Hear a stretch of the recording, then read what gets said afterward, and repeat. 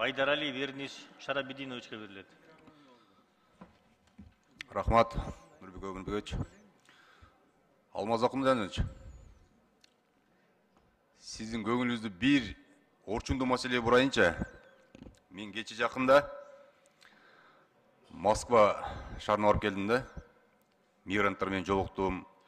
Ал жерде алып аткан 225 жылдык өтүп, Россия боюнча кыргыздар топтолду да, аябай көп топтолду. Чоң иш-чара болду. Ошол жерде бир көйгөйлүү маселе, мигранттардын көйгөйлүү маселеси, бир маселеси бар экен, чындыгында өтө көйгөйлүү. Эмнеге дебейсизби?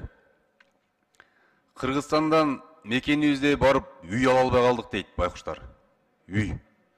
Квартиранын квадрат метри, 1 чарчы метри $1300, $1500 жетти да. Алды. Аркасы $1000.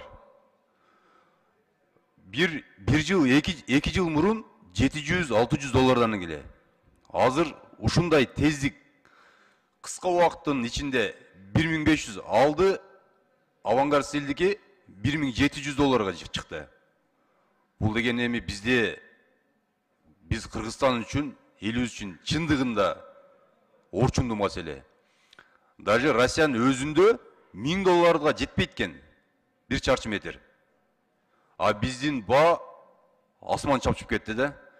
Ушу көп кабаттуу үй салган строительдерге бир тапшырма берип койсоңуз, же кайсы орган карайт, бир тиешелүү протоколун тапшырма берип койсоңуз суранычы.